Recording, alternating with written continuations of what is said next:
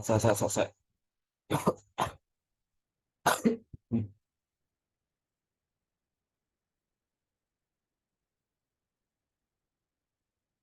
Ya.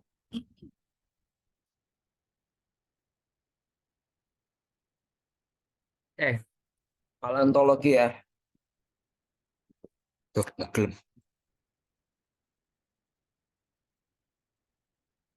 Eh, Pertama sebelum membahas paleontologi, membahas tentang lebih dalam lagi kayak mikrofosil, makrofosil atau apa, kita harus tahu nih apa itu paleontologi. Jadi,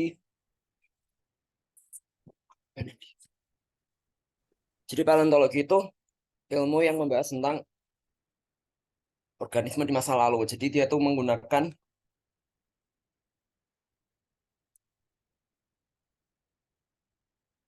fosil, itu remains dari organisme di masa lalu.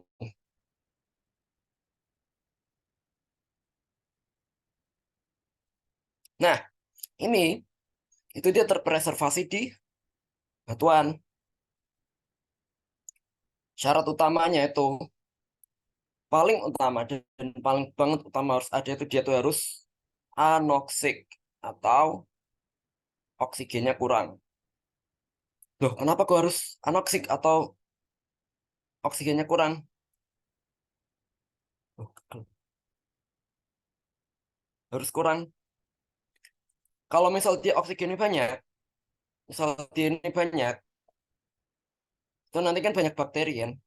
Nah, kalau bakteri ini banyak, maka akan lebih gampang untuk untuk lebih ke dekomposisi, nanti dia lebih cepat hancur kalau misal O2 ini banyak. Tapi kalau dia misal anoksik, bakteri akan susah hidup dan cenderung akan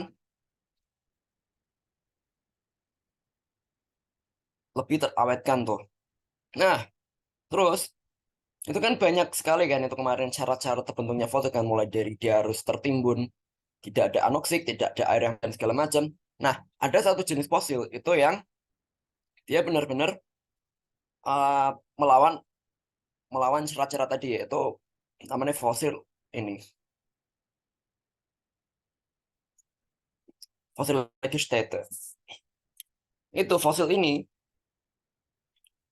dia jaringan lunaknya itu dia benar-benar terpreservasi dengan baik di batuan. Kalau yang jaringan lunak terpreservasi dengan baik kan di ember kan. Nah, selain di ember, di sedimen itu juga bisa. Contohnya fosil Lagerstätte itu. Kalau yang di praktek kan kalian cuma diajari yang itu aja kan, yang di ember aja kan. Tapi sebenarnya kalau di sedimen atau di layer sedimen itu ada itu Lagerstätte, dan itu sangat sangat sangat jarang banget. Dan fosil itu terkenal di Burgess Shale di Kanada. Ya, adalah. Terus, oh, saya.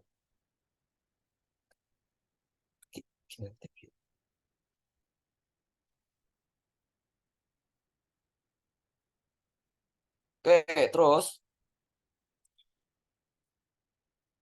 Nah, jadi fosil nanti dibagi menjadi banyak jenis. Ada megafosil, makrofosil, dan juga mikrofosil dan nanofosil. Megafosil itu ukurannya gede banget. Nah, gedean. Kalau yang makro, itu intinya tuh dia hand specimen. Kayak gini, dia kan contoh tangan kan. Nah, ini dia makrofosil. Kalau mikro, mikro itu dia ukuran kecil. Dia harus diamati oleh mikroskop. Mikroskopnya apa? Binokuler. Kemarin kan ada kan di PPT. Atau stereoskop. Kalau yang binokuler, itu ada yang mikroskop cahaya biasa. Itu nanti untuk larger forum. Kalau yang stereoskop, nanti untuk yang bentik dan planktik. Nah, kalau yang larger forum, ini tuh dia bisa masuk ke microfosil dan juga yang makrofosil, karena dia juga bisa diamati tangan. Terus yang kedua, yang terakhir ini adalah nanofosil. Nanofosil itu semua fosil, pokok semua fosil lah yang ukurannya kurang dari 30 mikron. Semua fosil yang memiliki ukuran kurang dari 30 mikron itu disebut sebagai nanofosil. Nah, pengamatannya pakai apa? Pakai mikroskop binokuler yang polarisasi. Karena nanti perbesaran 1000 kali. 1000 kali pembesaran. Atau bisa juga menggunakan yang kayak gini. Ini kan menggunakan SEM. Tapi kalau dalam prakteknya SEM ini untuk penelitian aja. Karena untuk melihat bentukannya secara morfologi lebih detail.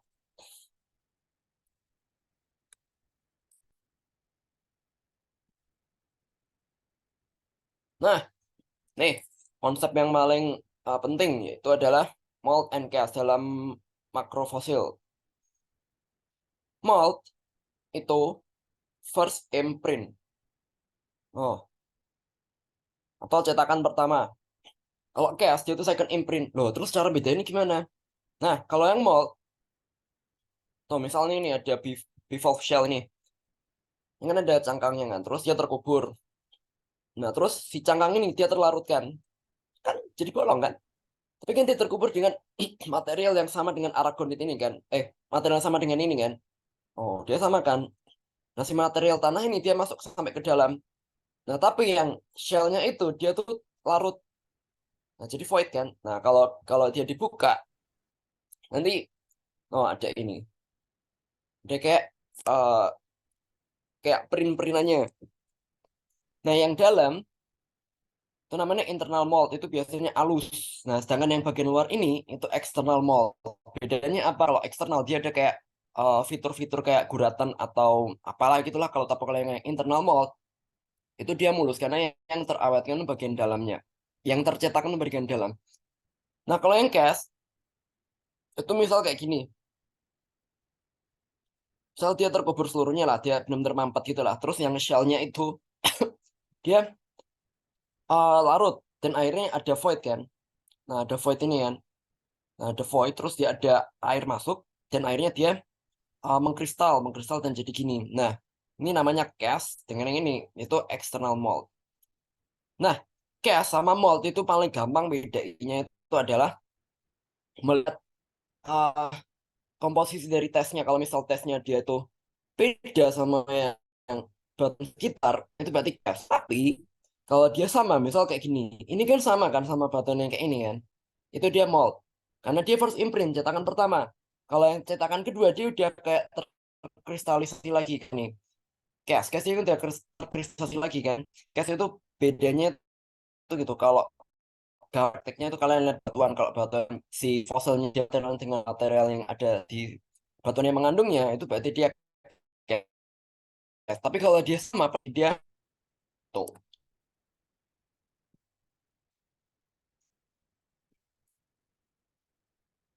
Nah lah, itulah. Terus sebelum masuk ke pengklasifikasian spesies, kalian harus paham nih apa itu spesies konsep. Konsep dari spesies. Jadi spesies itu bisa dibagi jadi dua, yaitu morfospesies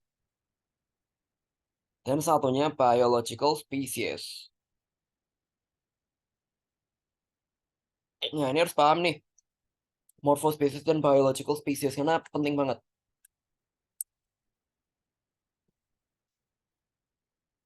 Morfospesies itu digunakan dalam paleontologi. Kenapa kok kita menggunakan konsep morfospesies?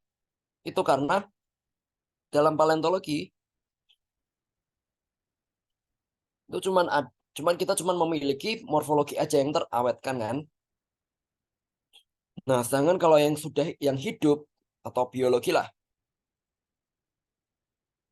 itu kita punya material kayak gene, terus kemudian kita bisa tahu dia steril atau enggak, dan seterusnya. Kita bisa mempelajari biologis. Tapi kalau di paleontologi kita cuma bisa melihat impressionnya aja, kayak morfologinya aja. Jadi si morfospesies itu di spesies diklasifikasikan hanya berdasarkan morfologi yang ada. Jadi morphological morfologi aja. Sedangkan kalau yang biologi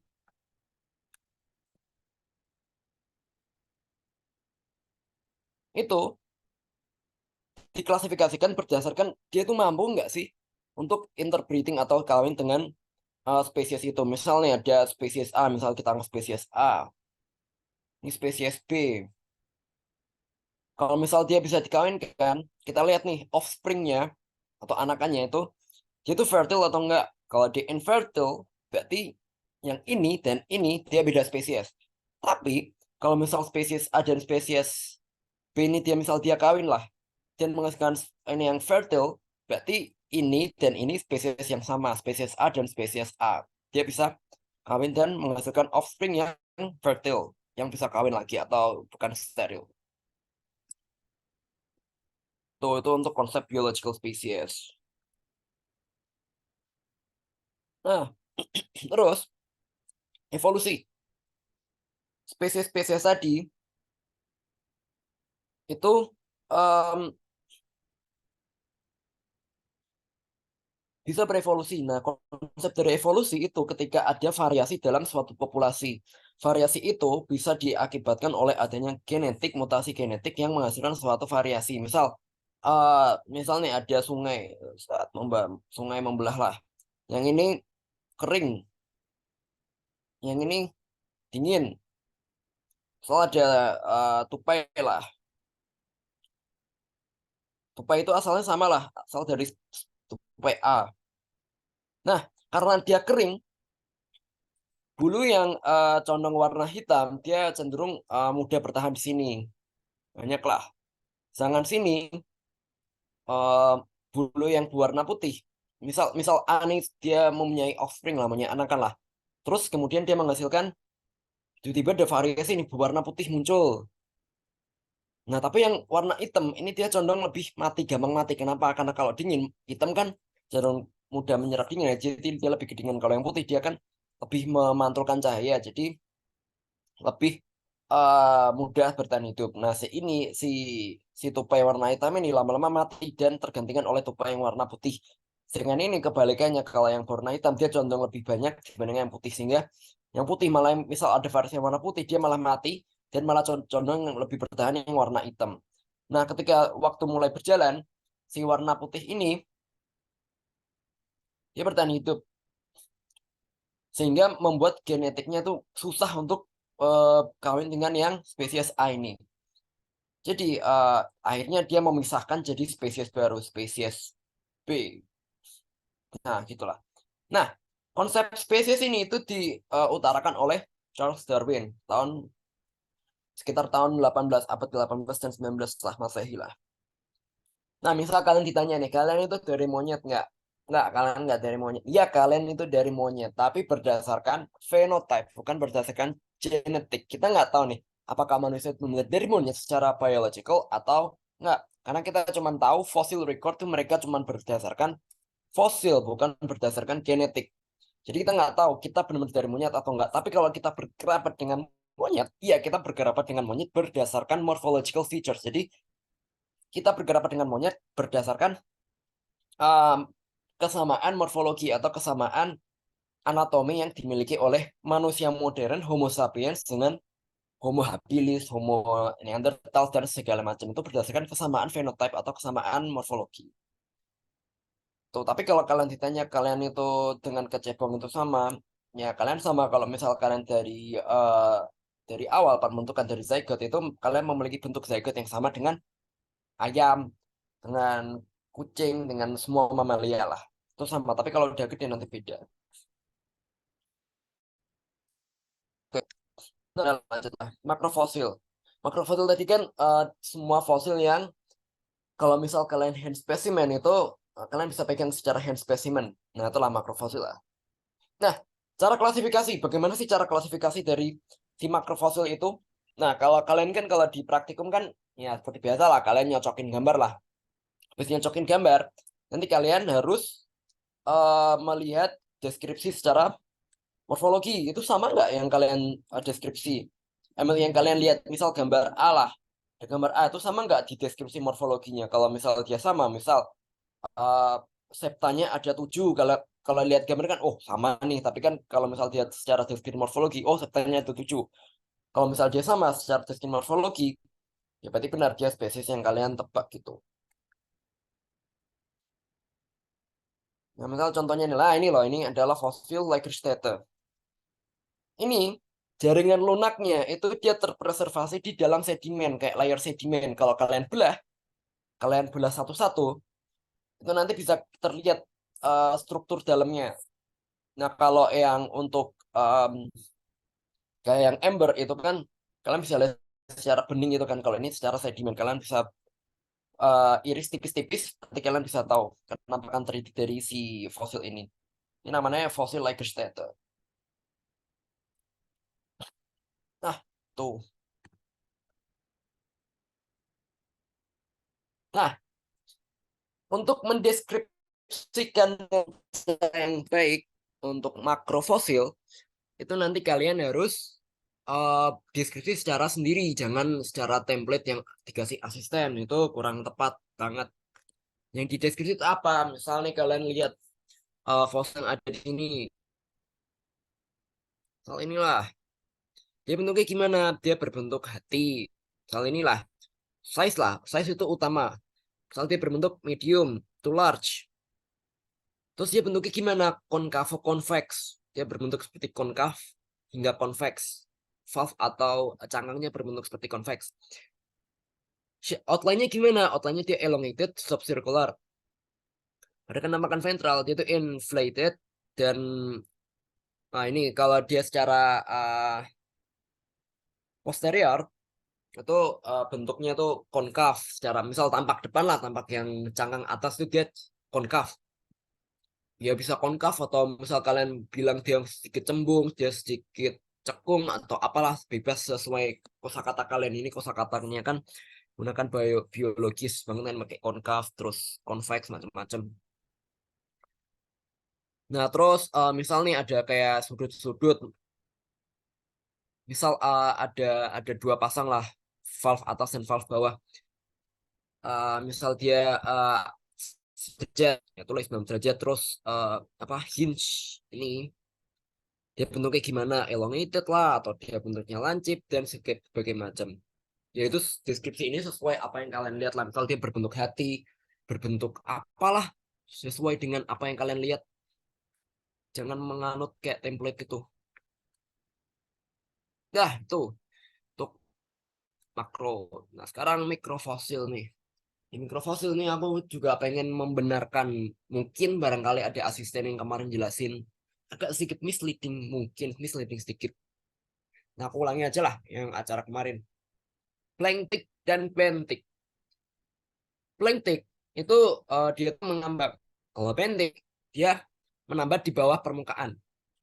Kalau bentik itu kan dia menambat kan, tapi kalau planktik kan dia mengambang.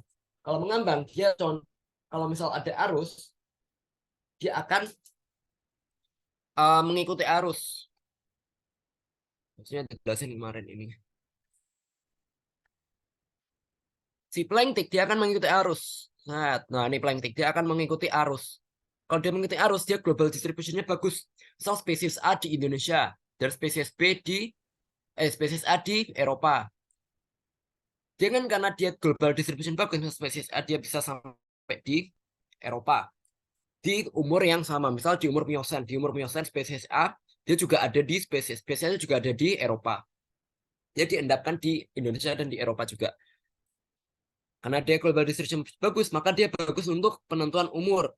Nah, kalau bentik, beda. Bentik dia menambah di bawah. Kalau dia menambah di bawah, dia global distribution nggak bagus. Misal di spesies A lah. Spesies A di Indonesia, dia bisa tidak ditemukan di Eropa. Spesies A di Eropa nggak ditemukan. Karena kenapa? Spesies A di Eropa kan memiliki iklim yang beda kan dengan yang ada di Indonesia kan. Maka, misal di Miocene spesies A ditemukan di Indonesia tapi dia tidak ditemukan di Eropa karena perbedaan lingkungan. Nah, karena itu bentik itu untuk penentuan lingkungan pengendapan untuk umur itu tidak bagus. Sedangkan untuk lingkungan pengendapan bentik itu bagus. Kenapa kok bentik itu bagus untuk lingkungan pengendapan? Itu karena dia menambah di bawah. Nah, dia kan mati dan hidup di lingkungan itu. Misal dia hidup di inner shaft lah. Kalau dia mati ya udah dia kekubur di inner shaft itu. Dia nggak pindah kemana-mana. Sedangkan kalau planktik untuk yang pengendapan itu agak susah. Karena kenapa? Karena kalau dia untuk lingkungan pengendapan, dia mengambang nih. Misal dia hidup di sinilah, di continental shelf lah. Kalau dia mati, dia pasti akan mengikuti arus. Nah, berarti kan dia misal terendapkan di malah di abyssal plain. Dia nggak bisa menggunakan untuk lingkungan pengendapan. Tapi planktik juga bisa untuk lingkungan pengendapan secara relatif. Saya kan nemu bentukan-bentukan kayak buloides. Buloides itu condong hidup di daerah-daerah yang shallow marine. Sedangkan kalau kalian nemu yang bentukan-bentukan kayak Globorotalia, para Globorotalia, nah bedanya Globorotalia dan para Globorotalia itu ada di kill. Kalau para Globorotalia nggak ada killnya, kalau Globorotalia itu ada kill. Nah, ada kill. Nah, kalau yang tanpa kill itu condong ke tidak lingkungan yang lebih dalam daripada yang berkill. Kalau yang kalian nemu yang bentukan yang kill itu condong ke lingkungan pengendapan yang lebih dalam, dan itu cuman sebagai relatif aja, petunjuk aja.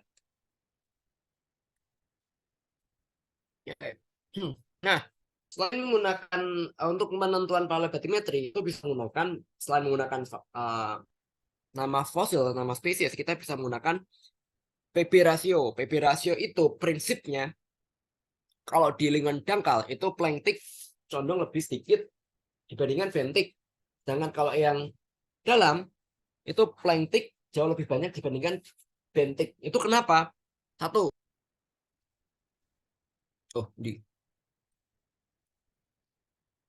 kalau misal di lingkungan yang coba ini, kalau misal di lingkungan yang dangkal, bentik, water kolom air dia kan sangat pendek kan, jadi bentik itu dia nyaman, dia nggak tersiksa lah dia di lingkungan dangkal. Tapi kalau dia di lingkungan yang dalam, ini tebel banget loh. Ibaratnya kalian dikasih pressure lah, kalau misal ujian kalian dikasih pressure, kalian stres nanti bisa aja lah meninggal atau apa gitulah, bisa stres dan sakit. Nah, sama aja kayak bentik ini, kalau dia semakin tekanan semakin tinggi, dia akan cenderung lebih mati, nggak nyaman, dia nggak mau hidupnya susah di sini. Kalau di sini, tekanan airnya sedikit, dia cenderung lebih flourish di sini, dia lebih senang hidup di lingkungan dangkal. Kebalikannya dengan planktik. Planktik kalau dia di dangkal itu sedikit loh. Kenapa kok sedikit? Karena di dangkal ombaknya tuh gede banget, gede, nggak bisa terendapkan dia karena planktik dia ukurannya kecil. Sehingga dia kalau di lingkungan yang lebih dalam condong lebih tenang. Kalau lebih tenang dia bisa mengendap ke bawah. Makanya planktik lebih banyak dibandingkan bentik di dalam. Sedangkan yang bentik lebih banyak di dangkal dibandingkan yang di dalam karena water column. Tuh, itu kenapa kok terciptanya prinsip PB rasio. Nah, PB rasio nanti bisa dihitung dengan menggunakan rumus ini. Planktik per P planktik tambah bentik. Kalau yang bentik nanti bisa menggunakan bentik per planktik plus bentik. Nah, nanti hasil dari perhitungan nanti bisa dicocokkan dengan klasifikasi yang di samping ini. Itu kan kalau misal high planktik bentik ratio, planktiknya upper continental slope itu planktiknya banyak, kurang lebih dari 70%, outer shelf itu 40% dan 60%, middle shelf itu 10-90%, inner shelf itu kurang dari 20%. Ya, tinggal dilihat klasifikasi lah. Oke, selain dengan menggunakan PB ratio, untuk menentukan lingkungan pengendapan, itu juga bisa menggunakan indeks, diversity index. Itu nanti bisa menggunakan alpha, Fisher index alpha, atau menggunakan Shannon diversity index. Kalau menggunakan Shannon, itu nanti tinggal dihitung aja memasukkan rumus. Misal spesies A 25. Nah, ini lain tak ajari cara ngitung pakai Shannon, barangkali berguna nanti kalau kalian udah kerja. Kalau untuk menghitung Shannon, misal nih spesies A 25 jumlahnya, spesies B 25, spesies C 25, spesies D 25. Untuk yang ini itu nanti dia dibagi sama jumlah dari ini 1, 2, 3, 4. Ini di satu sampel ya, misal di sampel A. Sampel A ditemukan spesies A 25, B 25, C 25, D 25, nanti ditotal 100. Untuk menghitung P, nanti tinggal 25 bagi 100, 0,25. Nah, nanti tinggal di len, nanti minus 1, ini. Terus nanti P ini kali len, nanti ini dikali ini, nanti ini. Nanti dijumlah minus 1,38. Nanti tinggal dimasukin aja ke rumus. Minus sigma P len P. Nanti ketemu 1,38. Nah, ini adalah nilai dari Shannon Diversity Index. Untuk apa sih Diversity Index ini? Untuk dengan pengendapan. Diversity, misal kalau ini sebenarnya kalau Diversity Index itu biasanya digunakan untuk melihat persebaran secara vertikal. Vertikal, misal kayak gini. Sampel A, B, C, D, E, F, G lah. Ini yang kayak grafik Shannon gitu kan. Kalau misal dia ada perubahan lingkungan, pasti dia kayak akan entah turun lah, dia entah naik, entah turun. Nah, kalau naik turun ini nanti untuk melihat, oh, kalau Shannon naik, berarti ada perubahan lingkungan. Kalau Shannon turun, ada perubahan lingkungan juga untuk melihat perubahan lingkungan. Atau bisa juga kalau misal kalian plot, nanti bisa tahu, oh, dia ada di shelf, Melin, Marsh, atau Deep Sea.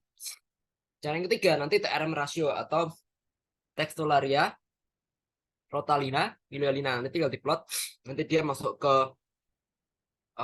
brackish lagoon lah, atau masuk ke normal marine lagoon, dan sebagainya. Nah, konsep biofasies. Biofasies itu nanti untuk melihat dia dengan pengendapannya apa. Dengan pengendapan nanti bisa menggunakan bentik. Seperti yang kalian lakukan kemarin praktikum, itu namanya biofasies. Kalian melihat spesies mana yang overlapping dengan menggunakan fosilis. Ya, kayak gitu lah. Terus konsep yang kedua adalah konsep indeks fosil.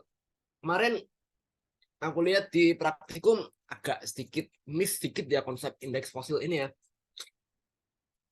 Agak sedikit salah, agak sedikit miss sedikit. Indeks fosil itu dia fosil penciri suatu umur. Nah, bagaimana cara dia dikatakan sebagai indeks fosil? Satu, dia harus umurnya pendek. Yang kedua, wide geographic distribution. Yang ketiga, rapid evolutionary trend. Nah, dari ke syarat-syarat ini itu udah dirangkum ke dalam papernya si Wade ini. Di dalam paper Wade dia tidak di dalam apa?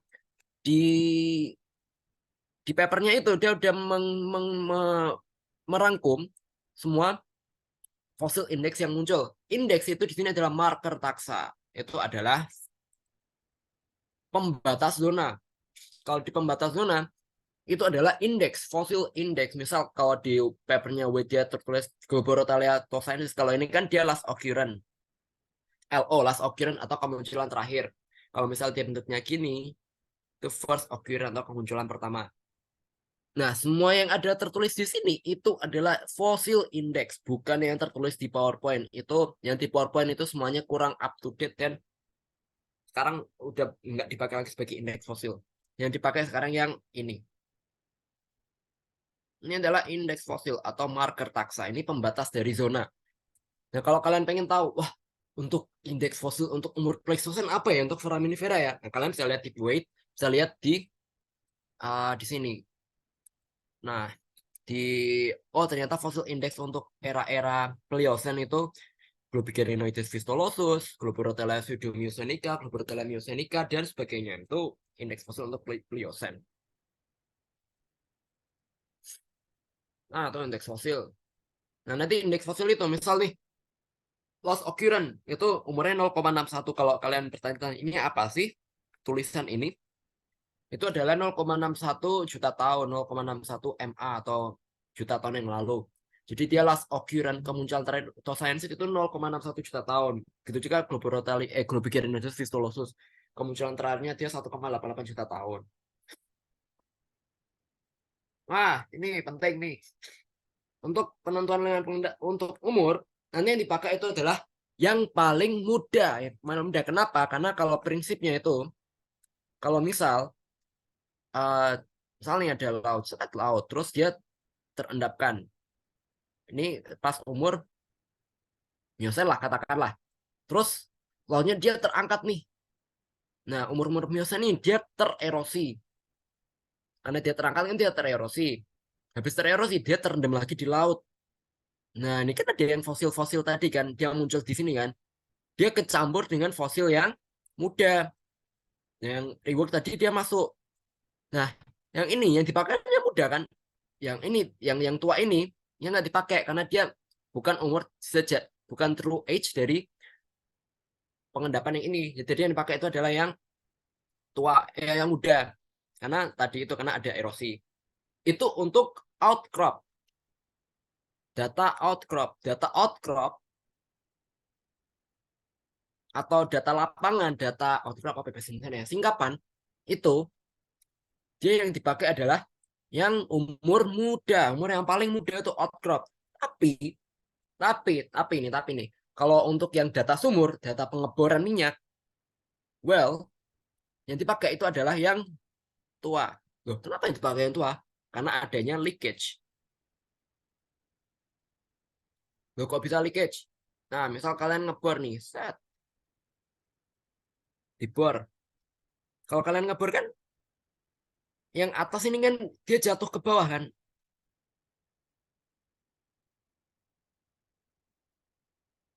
Yang muda kan jatuh ke yang tua ini kan. Kalau kalian ngebor. Makanya kalau misal umur-umur yang ini dipakai yang mana kalau ada kayak gini, dipakai yang tua. Karena adanya data bor ini. Dia yang atas kecampur yang bawah. Nah, kemudian yang paling penting lagi nih, bedanya fosilis dan biostratigrafi. Ini nanti aku bakal mohonin ke asisten, bakal minta ke asisten acara dengan pengendapan dan teman-teman umur untuk memasukkan soal ini nih. Adalah aku bocorin, enggak aku bocorin ini untuk pemahaman kalian karena penting nanti bakal masuk ke soal responsi. Di sini bedanya fosilis dan biostratigrafi itu penting nanti masuk ke soal responsi. Apa bedanya fosilis dan biostratigrafi? Karena itu penting. Satu, fosilis dia tidak bisa digabung.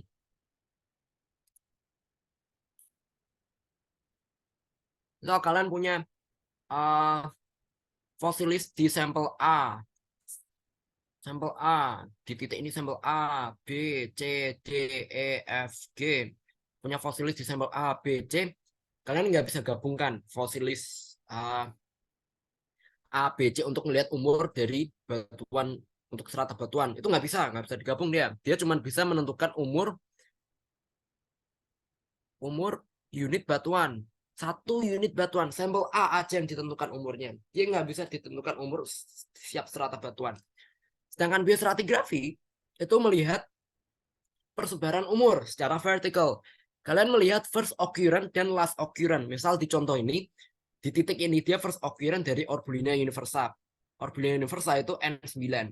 Dia batas awal dari N9. Kalau dia batas awal, kalau misal kalian nemu di titik sampel ini, nemu Orbulinia universa pertama kali muncul, itu berarti dia titik awal dari Orbulinia universa N9.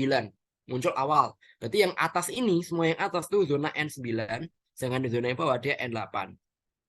Misal kalian sampling lah, acak lah, misal di sampel yang titik inilah. Ini kan contohnya titik ini kan. Kalau kalian lihat di sini, dia umurnya itu sekitar N9 sampai N14. N9 sampai N14. Loh, N9 masuk kan? Kalau di sini, misal dia sampai N5 sampai N10. Misal N5 sampai N10. Di sini berarti kan N9 masih masuk ke dalam rentang ini kan. Nah, sama kan dia di zona N9. Kalau yang bawah dia nggak akan dia nggak akan muncul kayak misal N6 sampai N7 nggak. Di sini fosilnya harus mengincludekan si N8 misal entah dia N1 sampai N8, N1 sampai N10, N4 sampai N20. Pokoknya yang N8 dia masih masuk ke dalam rentang di sini. Itu fosil. Makanya kalau fosil kan dia pakai rentang, jadi dia tidak bisa digabungkan untuk melihat strata batuan. Kalau ini kan kalian bisa tahu, oh ternyata di titik misal di kedalaman 2000 feet itu first occurrence dari Orbulia Universa dia awal kemunculan N9. Misal N9 dia umurnya 10 juta tahun, berarti dia di titik 2000 dia umurnya 10 juta tahun. Misal kayak gitu. Nah, itu bedanya fosilis dan biostratigrafi. Ingat-ingat ya, itu nanti masuk di soal responsi. Karena hampir 3 tahun berturut-turut masuk 3 periode berturut-turut masuk responsi karena itu penting. Nah, oke, ini jadi pertanyaan kalian nih sering, gimana sih cara klasifikasi atau deskripsi atau menentukan spesies. Nah, misal kayak gini nih, ini kan nanofosil, aku pakai contoh nanofosil karena yang paling gampang dijadikan contoh. Kalau kalian tanya aku gampang mana sih mikrofosil atau nanofosil? Kalau aku seneng nanofosil. Itu kenapa? Kalau nanofosil Itu satu, preparasi ini gampang, cepet, cuma 5 menit malah. Terus yang kedua, pengamatan juga cepet, cuman melihat di mikroskop binokuler, dan kalian nggak usah kayak picking.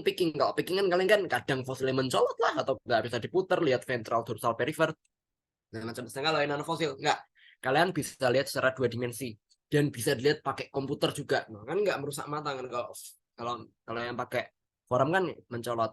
Apa kalau kalian picking kan agak sedikit mencolot gitu kan. Ya itu sih sebenarnya selera aja sih. Kalau kekurangannya nanofosil itu membosankan karena kan cuma lihat komputer 2 dimensi. Sedangkan kalau forum itu 3 dimensi, bisa buat gambar-gambar lah. Kalau kalian kayak literally see apa real fossils gitu, kayak kalian melihat fosil yang asli. Nah, misal kayak gini nih. Nah, kalian deskripsikan, misal dia radially symmetrical nanolith formed from one to several separate cycles of element that radiate from common center of axis, dan sebagainya. Ini kalian deskripsi nih, dari yang general hingga ke spesifik. Dengan berbentuk radial dari satu, dan dia radiate dari setengah titik tengah. Ini kan, kalau yang disco Archer kan dia dari titik tengah ini dia radiate kan, memancar ke sini. Nah, itu dideskripsikan dia memancar. Dia berbentuk roset atau berbentuk seperti snowflakes. Terus discrete crystal unit with axis parallel, ini sifat dari yang, kalau ini sifat dari petrografi. Dia apa searah dengan sumbu C kan. Kalau searah sumbu C kan kalau di XPL dia nggak akan kelihatan. Nah, dari deskripsi itu nanti kalian tahu nih, yang awal itu deskripsi ordo, dia sangat umum.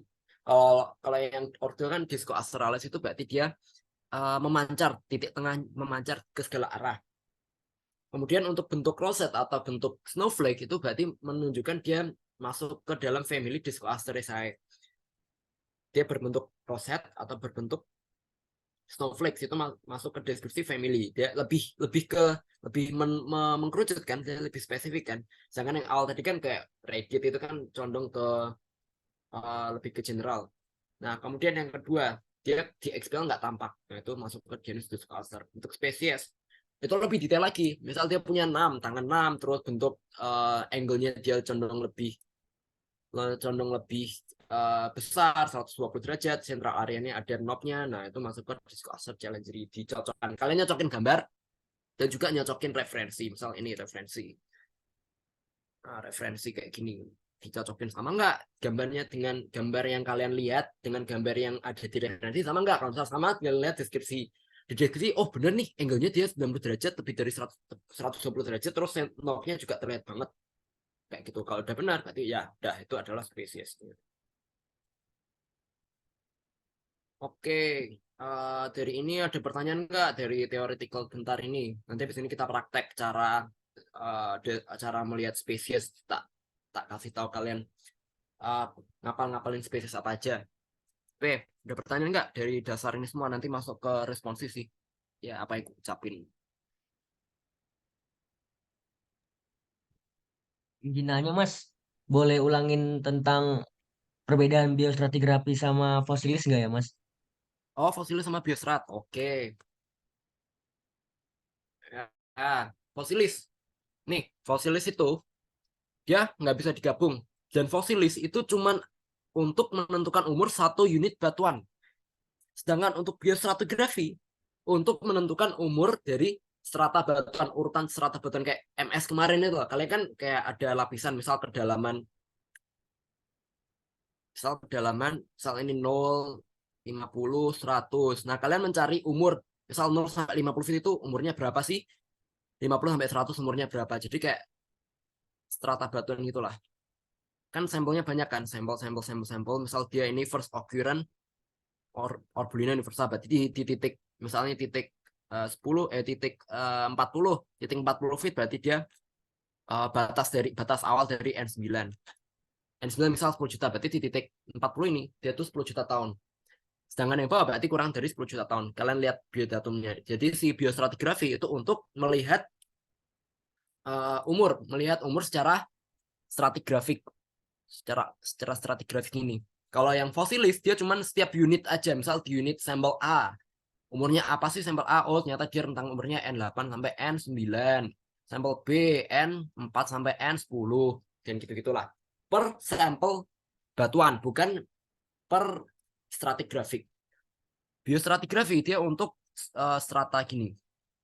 Kalau yang fosilis itu untuk per sampel batuan. Kalau yang fosilis nggak bisa digabung, per sampel itu mau gabung, terus kalian bisa tahu, oh umurnya segini, nggak bisa. Tuh, piye. Mas mau nanya, Mas. Hmm, Berarti untuk yang kiri ini tuh tabel buat fosilis. kiri ini Terus yang fosilis. kanan ini yang first occurrence dan lain-lain ini tuh buat yang biostrat ya. Secara general, ya ini secara simpelnya. Kalau kalian pengen biostrat yang asli, ini aku tunjukin biostrat yang asli itu kayak gimana. Terus kalau untuk data, kan kalau misalnya dari fosilis itu kan persatuan batuan.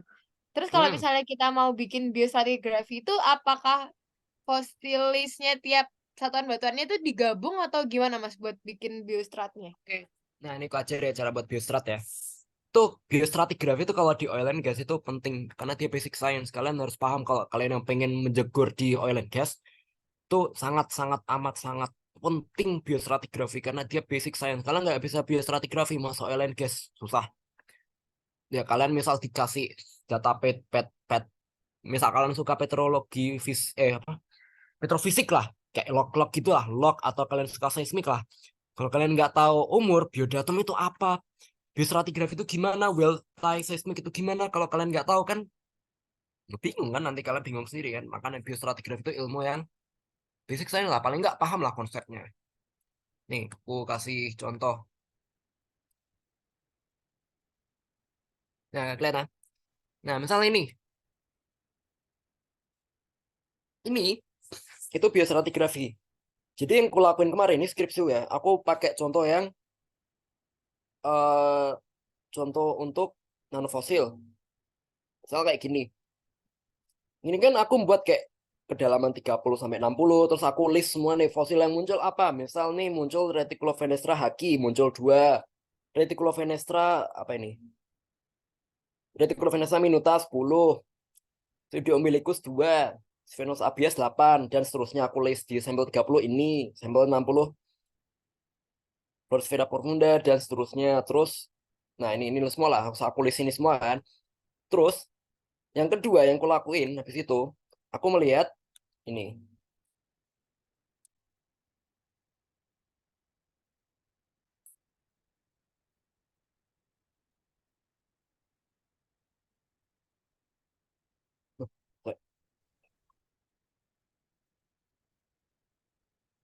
Aku pakai patokan dari Pacman, biodatum atau fosil index dari Pacman.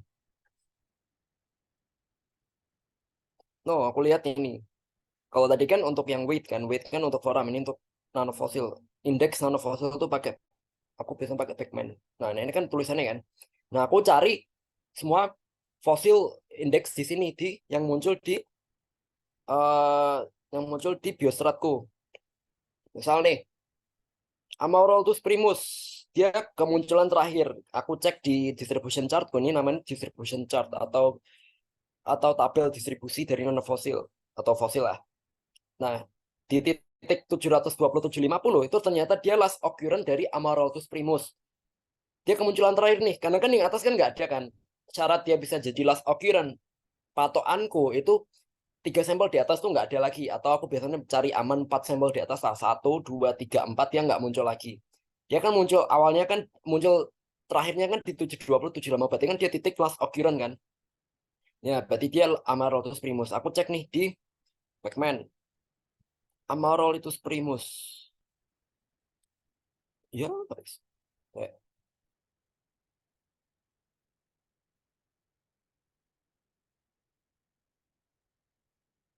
Amaryllis primus. Nah, ini 4,58 juta tahun. Dia di titik batas antara CN10C dan CN11A. Nah, ini namanya subzona. Nanti kalau kalian pengen belajar lebih, nanti ambil mata kuliah biostrat. Nanti kalian diajari membagi biozona. Nanti ada subzona, macam-macam. Ini si Amaryllis primus ternyata dia masuk ke subzona tuh. Lebih detail kan. Nah, ini 4,58. Terus aku cari lagi nih. Kan udah mudah kan. Aku cari di bawahnya Amaryllis. karena udah punya titik Amarolitus itu. Aku cari lagi nih Helicosfera Shelly. Ada nggak titik si Helicosfera Shelly? Terus aku cek nih di sini. Ada nggak Helicosfera Shelly? Helicosfera Shelly. Oh ada. Aku cek.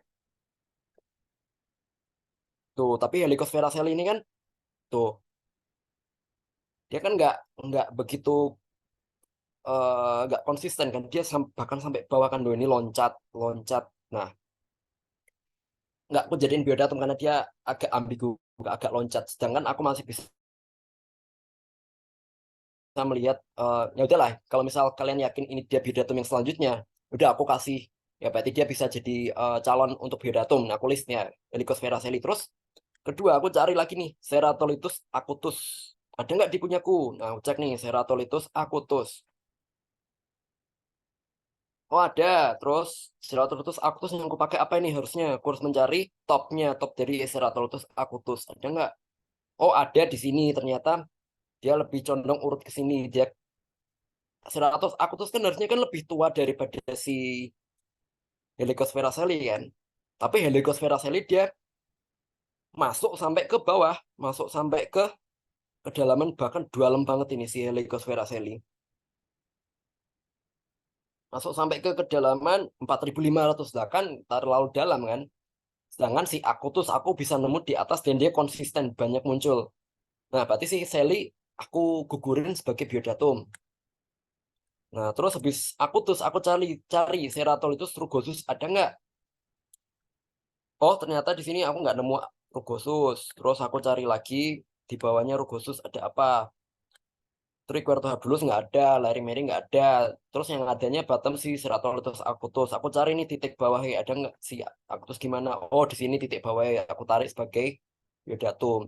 Nah, dari biodatum ini nanti aku tarik batas dari kedalaman 1440 sampai 1470 dan titik 3750 3780. Sedalam ini dia umurnya 5,36 sampai 5,04. Dia masuk ke zona NN12. NN12 kan. Oh, dia masuk ke NN12. Dan seterusnya hingga sampai mentok bawah pol dari titik pengambilan. Sedangkan untuk fosilis itu aku cuman ngecek untuk melihat kedalaman misal nih 240. Dia apakah benar masuk ke zona NN14, NN15. Kalau misal kalian ambil titik di NN12 inilah, misal kalian ambil titik 1710, 1740, kalian buat fosilis ini semua, nanti dia bakal masuk ke zona NN12. Entah dia NN10, NN12, NN7 sampai NN16 dan seterusnya. Pasti dia masuk ke masih dalam rentang NN12. Gitu, Sofi. Gimana?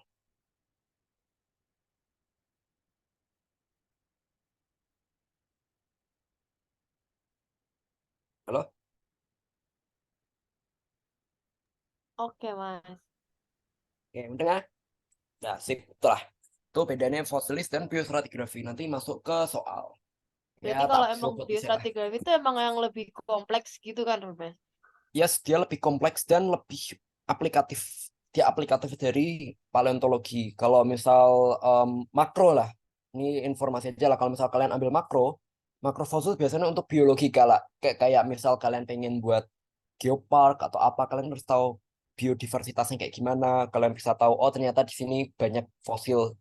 Misalnya fosil manusia purba lah atau fosil dari trilobit atau apa, kalian tahu oh ya di sini dulu hidupnya tuh trilobit nih, gitu-gitu tok sih. Nggak untuk aplikasi oil and gas, mereka jarang digunakan. Oil and gas cenderung menggunakan 3 fosil utama, yaitu nanofosil, foraminifera, dan polen. Polen itu ya tau lah, polen serbuk sari. Tuh. Ya, makasih ya, Mas. Ya, ada pertanyaan lagi nggak? Ya soal responsi nanti itu sih. Nggak ada. Atau ada? Nek, Lanjut nanofosil aja, nanti. Mas. Oh ya, nanti ini nih letakkan dan aja lah, kisi-kisi lah. Nanofosil nanti nggak ada soal teori. Ya, iya ada soal teori satu, tapi nanti condongnya lebih ke melihat itu. Kalian menghafalkan fosil indeks, nanti ku kasih kisi-kisi. Misal nih, misal tak kasih kisi-kisi kayak kalian nanti harus ngapalin kayak misal nih, paling nanti aku masuk ke era Latin aja lah. Tak suruh ngapalin kayak misal tak kasih kisi-kisi lah nanti kalian ngapalin bentukan kayak Discoacer bergreni, Discoacer hamatus, Gatinas nanti ada kayak gambar nanofosil. Nah, kalian nanti identifikasi dia spesies mana, tapi spesies itu nanti nggak bakal di luar dari list yang aku kasih nanti. List yang nanti yang muncul di soal nanti pasti fossil index dari nanofosil biar untuk berguna nanti, kalian nanti pas KL. Itu nanti soal nanofosil. Awas lah, tuh bocoran aja. Oke. Nah, oke, yang selanjutnya itu nanti kita bakal belajar tentang fosil spesies-spesies. Kalian kemarin kan pada bingung kan? Bedanya itu mida apa? Bedanya plesiotomida apa? Macam-macam apa? Mungkin di pas praktikum kalian kan kayak, walah cuman waktunya sedikit singkat. Nah, sekarang gue jelasin detail mengenai spesies. Kalau kalian mahir di sini nanti bisa mengikuti jejakku nanti kalian bisa kayak buka joki atau apa gitu lah untuk KL lah, untuk apalah.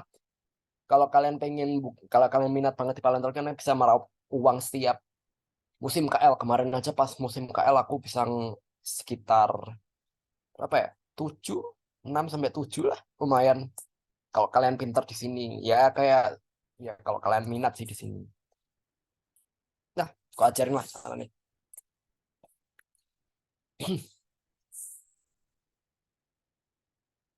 Nah, untuk mengklasifikasikan spesies itu aku biasanya menggunakan microtax. Ya nggak pakai buku-buku macam-macam, pakai buku Neboli lah, pakai buku apalah, terlalu ruwet, nggak terlalu ruwet sih, nyarinya terlalu susah. Nah, cara pakai microtax itu gimana? Kalian harus hafal dulu nih, beda-beda dari genus Nalclubicerinina. Mana tak jelasin Nalclubicerinina, terus Globicerinioides, Glogerina. Ya di sini sudah tertulis sih.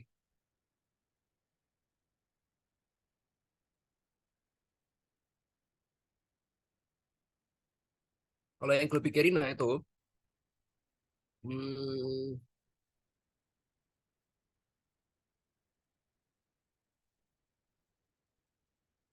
ya nggak ada di sini. Kalau Globigerina itu pori-porinya tuh kecil gitu, hampir kayak halus. Ya ini dari Pak Akmal sih yang beritahu aku dulu. Masih inget tahu bedanya Globigerina sama Globigerinoides. Itu eh, tesnya itu sudah lebih halus dibanding Globigerinoides. Mana Globigerinoides. Nah, oh kan dia pornya kan gede kan, no, pori-porinya gede. Itu yang satu. Yang kedua, aperture itu pembeda utama dari Globigerina dan Globigerinoides. Aperture. Nih contohnya aja yang inilah. Nuh, lah. Nah, contohnya inilah. Tuh, kalian kan nggak lihat Superman dari aperture kan? Kalian cuma lihat aperture yang di depan tok kan? Dikenampakan ventral kan? Jangan dikenampakan dorsal nggak ada kan?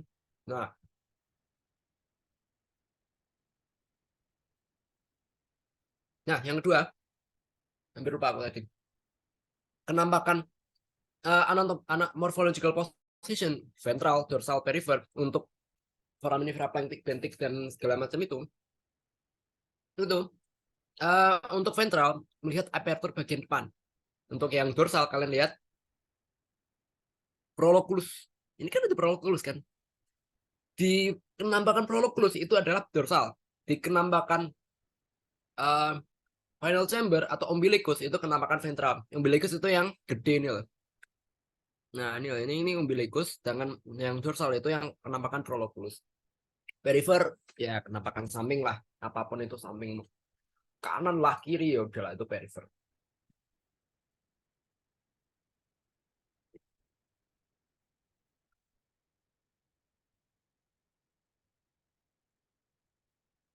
Tuh, bedain aja sendiri. Nah, itu beda utama. Kalau kalian bisa melihat beda utama, nanti kalian tinggal klik. Nah, kalau gue pikirin ya, yang paling ku apal ngelotok itu adalah Globigerinnya Buloides. Ini bedanya gampang malam. Kalian lihat,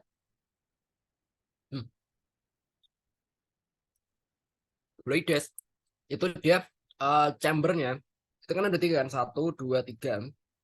Nah, chamber itu ada 3, kepalanya gede gini, ya nggak gede-gede banget lah. Pokok aku biasa melihat kepalanya berapa, kalau kepalanya 3 berarti antara Buloides sama Buloides.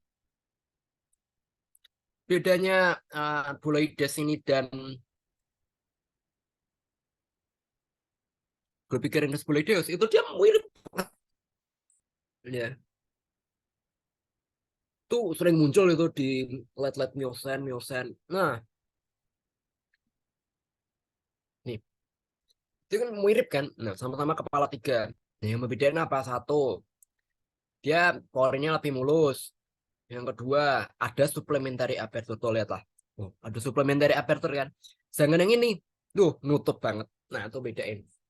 Globigerinus Buloides dan Buloides. Aku melihat kayak misal dia chambernya ada 3 di depan. Nah, 1, 2, 3. Terlepas dari si umbilicus atau kepalanya atau final chamber itu. Nah, itu Buloides ya. Terus ya aku bikin aja ngapalin yang itu aja sih. Soalnya untuk Falquensis aku biasanya aku lihat kalau Falquensis tuh kayak gini. 1, 2, 3, 4. Kayak mirip para Globorotalia lah, tapi bukan para Globorotalia kan, para Globorotalia kan nggak muter seaneh ini.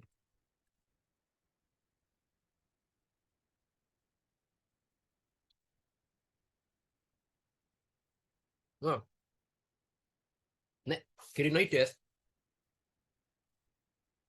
yang aku apalin itu Ruber. Nah, Ruber tuh cirinya gimana sih? Nah,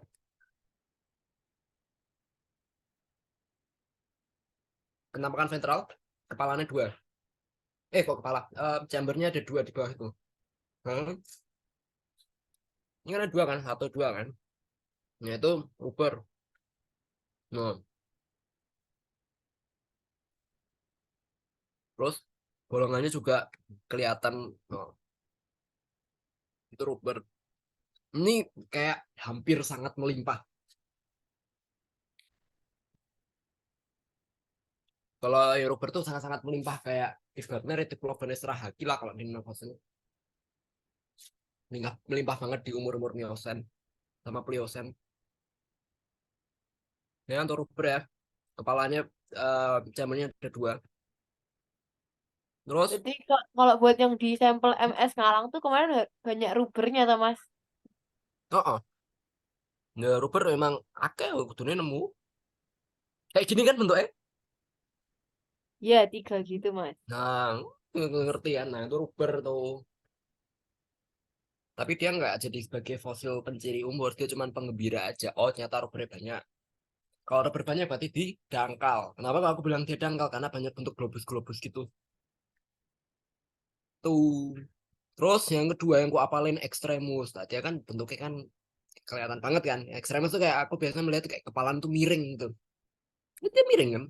Miring dan ada 3, 1, 2, 3. Sama kayak Buloides, Globigerinnya Buloides dan Globigerinnya Buloideus. Sama-sama 3, tapi pembedaannya di kepalanya. Kepala miring. Nah, itu Extremus. Alteaperturus. Nah, inilah. Ya, lihat gambar nih udah kelihatan ya Alteaperturus. Terus Obliquus. Nggak selesai. Ya, Obliquus. Obliquus sama Obliquus bentuknya kayak gini.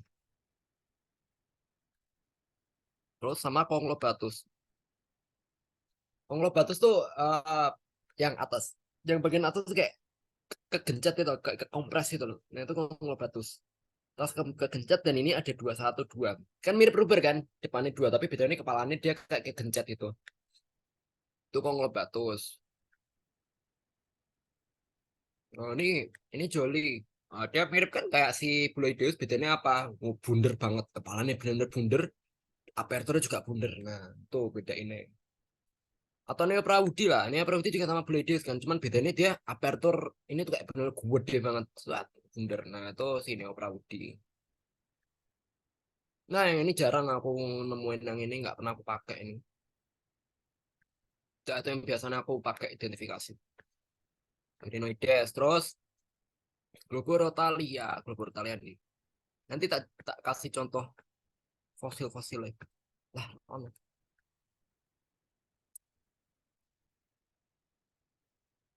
Globorotalia tak apalin banget kalau tak iki si Tumida sama Plesio.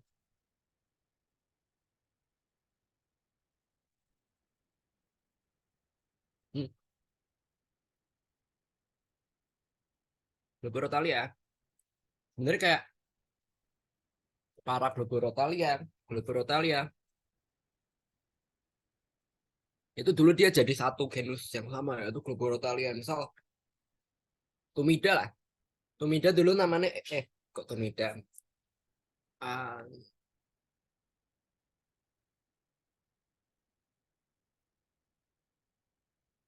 misal para Globorotalia apa nih? Misal Kugleri. Dulu namanya bukan para Globorotalia Kugleri tapi Globorotalia Kugleri. Para Globorotalia Kugleri aja. Tapi sekarang dia dipisah. Jadi para Globorotalia dan Globorotalia. Loh, kenapa dipisah? Karena sekarang dikelompokkan kalau yang Globorotalia itu ada guild, kalau yang para Globorotalia kalian lihat semua ini nggak ada yang namanya guild di sini. Yang Globorotalia, no ada guild, semuanya ada guild. Oke. Globorotalia dulu ya. Globorotalia lihat dia kayak, oh biasanya ngapalin Tumida sama Menardi. Lihat beda nih, Tumida sama Menardi. Tuh, dia beda kan? Menardi dia condong lebih kayak bunder. Tapi kalau Tumida dia bentuknya teardrop shape, bentuk seperti apa ya, teardrop. Nah, bentuknya kayak gini. Secara outline bentuknya kayak gitu. Agak sedikit melengkung ke atas. Oh, kayak teardrop, kayak tetes air mata. Berarti dia mundur. Nah, kalau kalian lihat yang kill, kalian lihat dulu bentuknya kayak gimana. Dia masuk ke grup mana? Lini apa? Grupnya mana? Menardi atau Tomida? Itu bedanya Menardi sama Tomida. Kalau yang Hirsuta, aku biasanya lihat di kenampakan apa namanya? Dorsal. Ini loh. Ini loh, bentuk segitiga kan. Hmm. Nah, bentuknya khas aku yang ngapalin bentukan ini loh. Yang bagian dorsal. Ini kan nggak gitu kan dorsalnya, nggak beda kan? Oh, pendek. Apalagi yang ini. Ini pendek. Ya, ini teardrop shape lah, ketok banget ya teardrop. Ini kan nggak itu teardrop kan. Bundar. No. Ini no. No. Aku lihatnya itu. Atau bagian depan juga salah segitiga. No. Kalau turunkan Turloinoides bentuknya kayak gini. Kayak mirip bentik, tapi nggak bentik. Hmm. Nah, itu kalian lihat bentuk outline-nya dulu masuk ke Tomida. Ini artinya atau apa? Ini biasa ya. Aku jarang pakai ini. Oh ini muncul di umur-umur itu nggak sih? Ini di umur-umur Pliocene. Oh, ini di sungai kalian nggak, di Oyo nggak ada.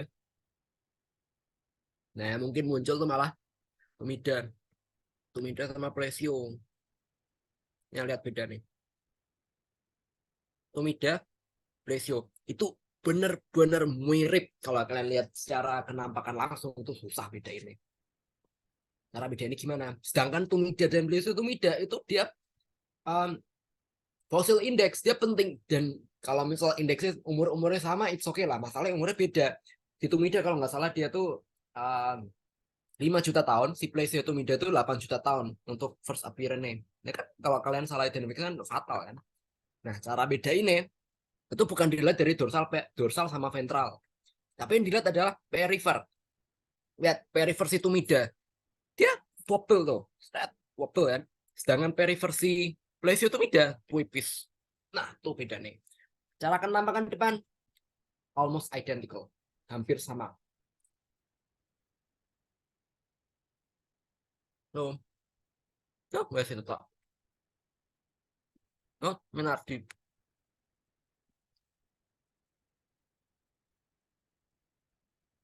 Ya ini sih aku cuma ngapalin Menardi aja sih kayak bentuknya bundar gini.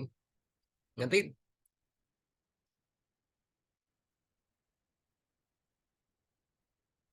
kalau yang Myosenica, Pseudomyosenica nanti kan kalian bisa baca sendiri di sini kan. Berbeda dari Menardi, dia bentuk plano convex test circular outline. Ya lihat gambar aja beda. Nah, ini aku ngeliatnya kayak aku ngapalin Menardi aja sih. Nah, ini semua tuh yang jadi fossil index tuh kalau nggak salah Myosenica sama Pseudomyosenica ini. Nah, ini penggembira aja sih. Menardi sebenarnya nggak nggak apa nggak jadi indeks sekarang. Ini malah Myosenica sama Pseudomyosenica ini. Nah, aku kalau lihat Menardi itu pokok bundar lah. Sirkular. Terus kan tuh ini ide. Ya bentuknya beda sendiri sih ini sih. Oh, beda kan dari yang Tomidat bentukan Gobotella lainnya. Dia khas beda sendiri itu. Bisa lah bedain lah.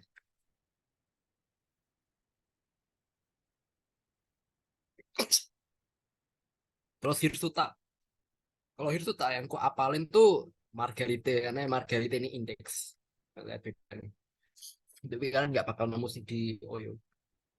Dia kepalanya tuh kayak segitiga itu dan belakangnya kayak panjang loncong gitu. Ini semua nggak nggak pernah aku pakai. Ya paling Hirsuta ini lah. Tuh, aku cerita mana di belakang sama ini segitiga. Tuh, wes. Terus para Globorotalia. Kalau yang para Globorotalia itu eh ada yang ku apalin ini Opimanana, Continosa, Diagenis Mayeri, Kugleri sudah Kugleri, yo hampir semua lah. Ini satu-satu. Opimanana, apa sih itu Opimanana? Ya kalian lihat aja kalau kalian depan bentuknya para Globorotalia, terus apa, chamber bagian ventralnya ada berjumlah 4 1 2 4 ya udah itu fix Opimanana lah. Karena dia 4 kan, dia satu satunya para Globorotalia 4 1 2 3 4.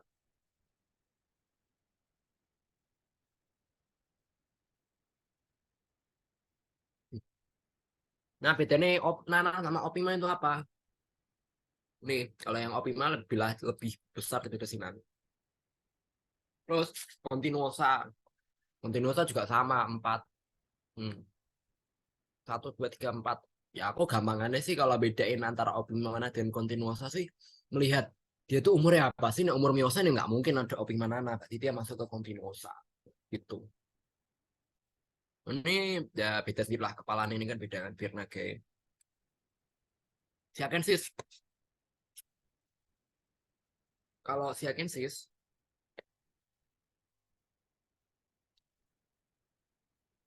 itu dia chambernya banyak, tapi ini gede, bolong. Loh, ada yang nanti tak kasih ini bolong.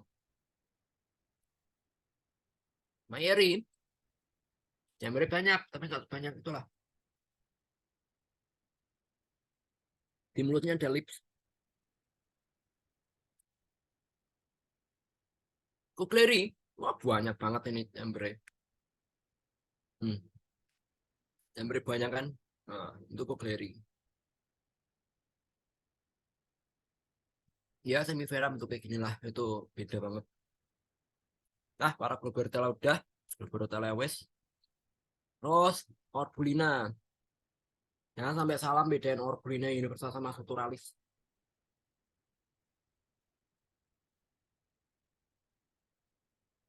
Itu mereka sama-sama bundar. Cuma yang membedain Structuralis itu lebih halus. Ini lebih kasar. Pori-porinya lebih gede-gede. Ini porinya lebih halus. Kalau kalian lihat di mikroskop. Oke, terus yang kedua, Spherodinella. Apa ya bentukannya ya? Tapi bentukannya khas lah, bentukan kayak gini. itu sering muncul itu. Bahkan di OYO kalian mungkin muncul bisa itu. Nah, bentuknya ya bentuk kayak gini lah, persis kayak digambar lah. Ini cuma satu tok. Nah, yang paling aneh tuh ini malah Sphaerogynelops. Dia bentuknya itu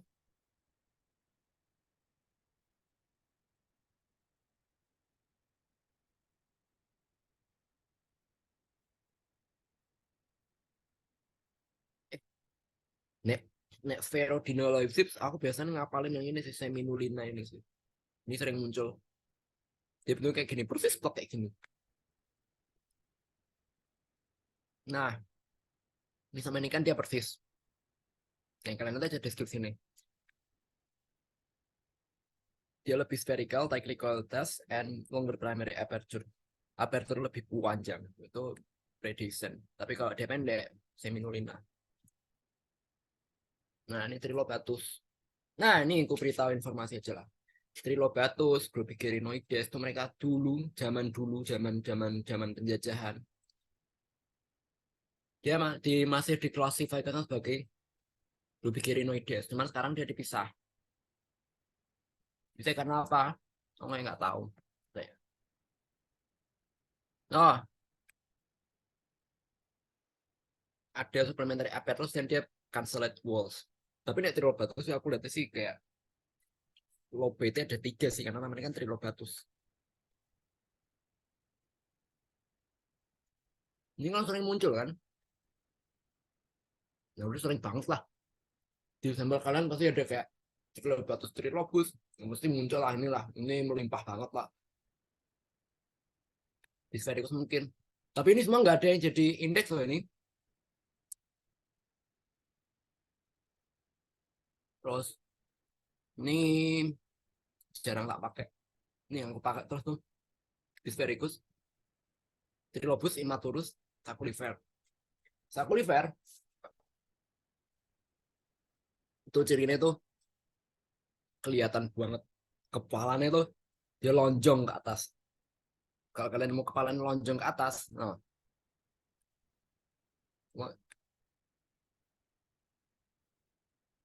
hmm, lonjong ke atas tuh Sacculifer. Kalau immaturus itu biasanya tak lihat tuh ada ini lah. Nah, ini lah. Ada kayak kecil aneh ini. Nah, ini immaturus. Atau kalau enggak yang samping kini kecil lah. Yang ini besar, ini kecil. Kalau yang Trilobatus trilobus itu dia nempel kepala besar, bawahnya kecil. Dan nempel. Kalau yang Bisphyricus ya bentuknya kayak gini lah. Gak mongkong aneh. Terus Dento. Dento Globigerina tuh juga dulu tuh sama namanya Globigerinoides. Sekarang dibedain gara-gara dia ada gigi. Dento ini dia biasanya umur-umur oligosan. Kalau yang umur-umur neogen tuh Globigerinoides. Nah, yang paling muncul sering tuh biasanya tuh Binensis, Selim, Galavasim, Altisfera, Globosa, Globularis, Venezuelana. Ya, cocokin gambar aja lah. Tinggal dia mungkin sama atau enggak. Globoquadrina. Ini sih biasanya aku identifikasi sering sih. Aku biasanya lihat dia bentuknya kuadrat gitu dan ada gigi ya. Yang kuadrat kan silang seret atau kuadrina. Terus Stigerina di sini juga kemarin aku lihat sering.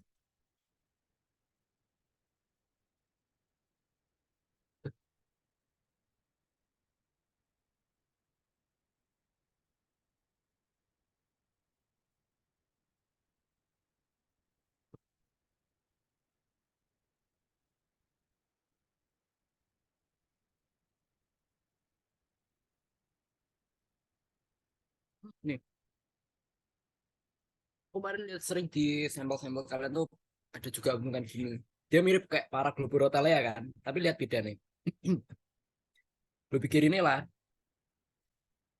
itu tuh kayak antar itu kayak ada sekatnya gitu kayak bundar bundar bundar bundar sedangkan para Globurotalea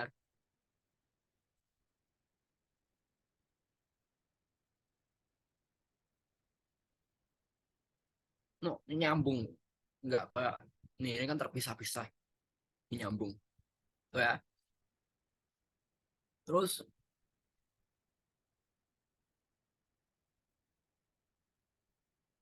atap sidrax atap sidrax ciri utamanya kalau aku lihat ada kembang lah bentuk kembang kayak di tengah kayak ada kayak hah?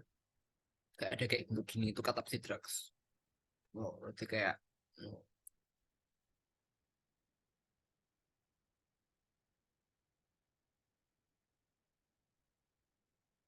oh,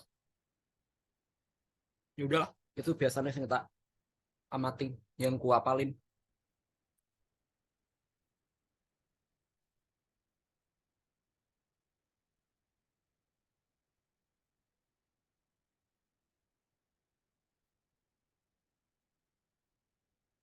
contohnya ini kan kayak gambar-gambar nggak cetok itu kan ini kotak kan ini gambar asli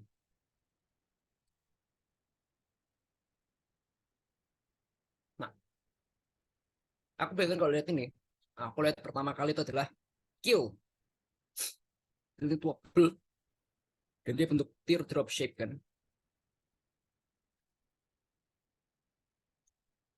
ini bentuknya dia teardrop shape kan oh nah jelek ya udah itulah teardrop shape kan berarti dia masuk ke golongan Tomida oh Tomida ada apa aja Tomida dan Plesiotomida bedanya apa bedanya kan tampak perifer terus aku putar secara perifer ternyata dia tebel oh berarti dia masuk ke Tomida ini Tomida nah ini tadi yang aku bilang ini kan ada kayak bentukan aneh nih ada kayak roller coaster kan miring aneh ke sini nah ini tadi Tirobatus Tirobatus tadi Tirobatus Imaturus karena ada bentukan ini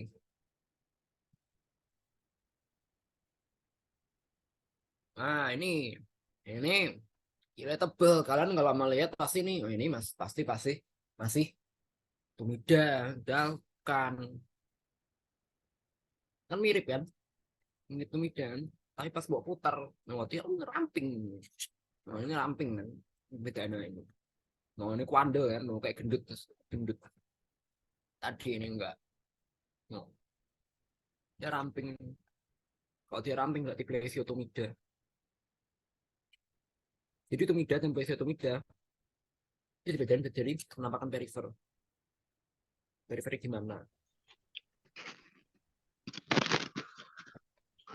perifer tipis kayak gitu terus ini nah, tadi kan aku bilang kan dia banyak chamber ya mungkin dia obi mana terus kalian lihat ini gede aperture kayak kata di lonjong kayak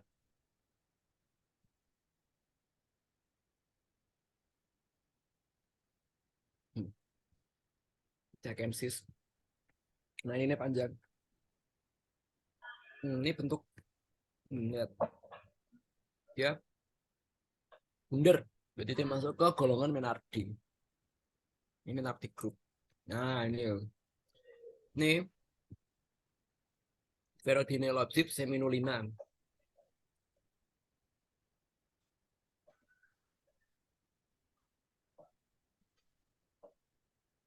hmm, nih makan bentuknya khas nah tuh gimana Forum ada pertanyaan nggak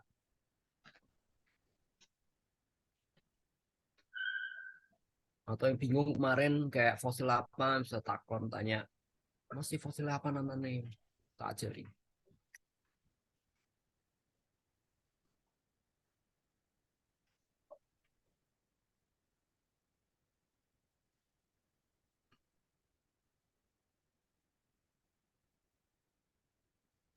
So di responsi ada deskripsi gini juga, Mas. Nano, di nano ada gitu. Ini baru kita ajari. Kenapa, Mas? Nano fosil. Nek Oh, forum, nano. hmm, nek Kalau forum yang nggak tahu aku. format kecil enggak. Nggak ngerti aku, tergantung asistennya. Sakarepnya sih nek itu. Jadi nek buat request gitu sih nggak apa-apa sih, nanti tak suruh. Jangan. Nano nanti. Yang nano Soalnya fosil tuh nanti. Hmm? susah, susah ya, Mas, buat bedain yang tadi itu kayak Globoratalia, Globorinaides, Globigerina, Globi itu. Duh, apa tiba-tiba ada Fikra? Datang dari mana? Duh, jadi kan tak jelasin tapi teknik Globorotalia, Globigerina. Ya, Ya sih, ini jam terbang sih sebenarnya. Ya wis lah, nanti Ya, yang itu paling nano fosil aja. Nano fosil kan nanti paling tak kasih soal kayak ini loh. Tak kasih gambar lah, paling gambarku dari nanotex lah. Misal, ya paling model-model Disco Aster lah, paling yang tak kasih soal kayak Disco Aster Quenque Ramos. Tangan 5, nanti kan tak kasih list. Kalian cuma ngapalin bentuk-bentuk ya paling Disco Aster, Bergeni, Glary. Terus kalian ngapalin bentuknya gimana. Misal Quenque Ramos, dia bentuknya tangan 5. Terus kalau variabilis, itu tangannya 6 dan ada cabang. Nah, itu sih tinggal ngapalin bentuk. Dan per fosil indeks di nanofosil kan bentuknya kan kontras banget. Misal Quenqueramus dan variabilis. Dia kan bentuknya kontras. Jadi bisa dibedain lah nanti. Nggak seangel kayak mirip-mirip kayak Tumida, Plesio Tumida kan agak susah kan. Nah ini nanti paling kayak Quenqueramus tangannya 5, variabilis tangannya 6, Blueberry tangannya 6 tapi bedanya nggak ada bifurcation gitu gitu. Sama nanti deskripsi. oke, Mas. Tuh. Terus mungkin kalian pasti bingung nih tugas apa laporan laporan apa kemarin nih yang laporan final chapter udah presentasi belum? Belum. Belum. Ini kan kalian suruh presentasi kan kayak hasil fosilnya gimana, lingkungan pengendapan gimana, gitu kan? Nah, Iya. saranku yo nek misal bisa sih nanti eh, disuruh pakai fases juga nggak dengan pengendapan atau cukup bentik Iya, sampai lingkungan pengendapan, fasies, dan lain-lain. udah paham belum yang fases? Hmm? Jujur, belum banget sih, Mas. Soalnya kan Oh kemarin kan gitu. hasil interpretasinya pasti beda-beda. Hmm, belum Tergantung dapat dijelasin. top bottomnya di mana yang di Kalingalangnya.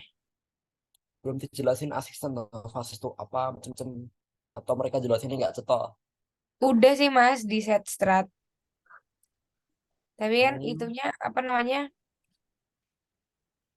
kayak acuannya tuh kemarin tuh di Boma, sekuen Boma gitu-gitu. Oh, sih. Ya, nah, tak ajari lah. Nih, fases. Fases itu apa sih? Fases itu adalah muka atau face. Wajah dari lingkungan pengendapan. Wajah dari lingkungan pengendapan cara tahunya gimana? Kalian lihat batuan. Misal aku kasih contoh lah.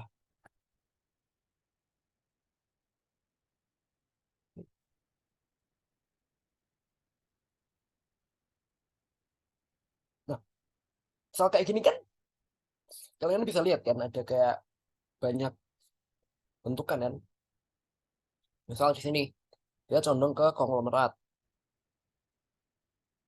Yang bawah, konglomeratnya mulai sedikit menurun dan mulai ke sandstone silt.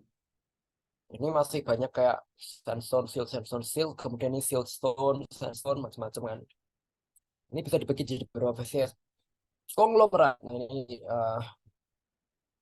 ini basic aja lah, biar kalian tahu bedanya fluvial, macam-macam.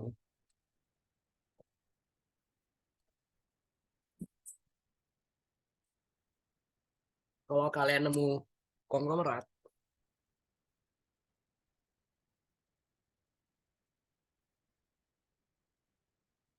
itu dia fluvial. erat, non karbonat. Terus eh delta. Delta itu boleh aja ada konglomerat sedikit. Terus biasanya perulangan sandstone.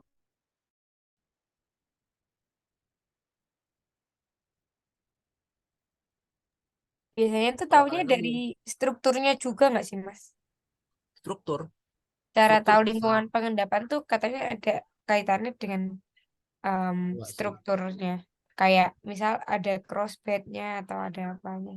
Itu salah satu faktor penurunan pengendapan, tapi lebih ke urutan strata batuan, fasies kebatuan. Untuk struktur sebagai pengembira kayak, oh ya benar dia terrestrict ke delta atau tidal flat atau di shallow merit. Tapi biasanya fasies, misalnya nih, delta dia kan konglomerat perulangan sandstone. Misal kalian nemu kayak sandstone kasar, halus,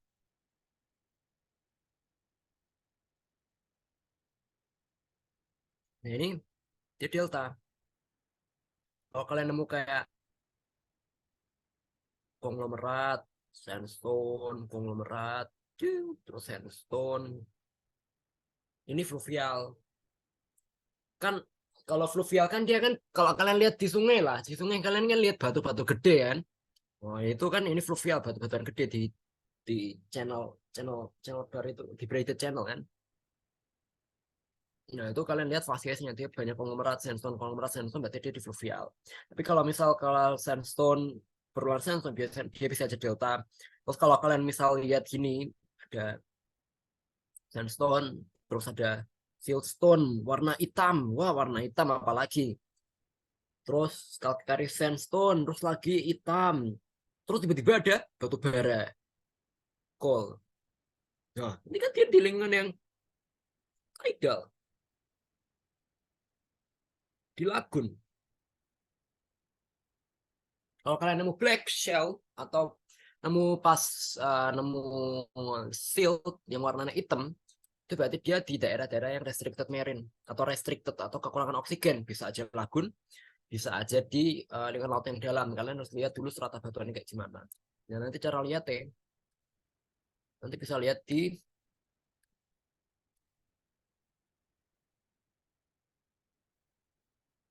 Walker sini aku biasanya. Karena di sini, hmm, kalian lihat sama nggak? Misal the tidal bar, dia itu siltstone terus ada kayak sand, silt. Ya dilihat aja lah kayak perulangan rem. Misal fluvial, nah tadi kan kalau dia banyak konglomerat, berarti dia di fluvial. Tapi kalau di Sungai Oyo ya, Sungai Oyo kan kalian kalau di Sungai Oyo, kalau kata Pak Indra dan Tadi Pak ngalang, Akmal, Mas. ngalang ya sepodoy lah itulah. Kalau katanya Pak Indra Pak Akmal, ya nggak usah tak bocor nih. Itulah nanti lihat aja pasiesnya lah. Pokoknya dia nggak di lingkungan laut yang dalam. Ada black shell. Nah itu kalian lihat lagi. Ini aku kasih bocoran. Kalau kalian mau black shell atau black clay atau lempung yang berwarna hitam, itu berarti di area-area restricted marine lah, restricted danau apa lacustrin atau apapun itulah, pokoknya di restricted kekurangan oksigen. Bisa aja di lagun, bisa aja di estuary. Kalian coba lihat aja di cocok fasies. Misal kalian pengen lihat cari lagun lah.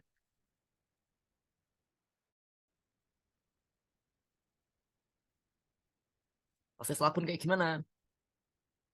Oh, nggak ada di sini. Nah, malah kan kalian banyak crossbed kan? Malah tak kandani. Crossbed berarti itu di estuary. Tuh, lihat. Ada mudstone kan kemarin. Mudstone, terus ada yang warna hitam kan. Itu tuh ada di lagun, estuary, sama inner shelf. Situ mainnya. Nah, tuh kalian lihat fasies-fasiesnya kayak gimana. Tuh.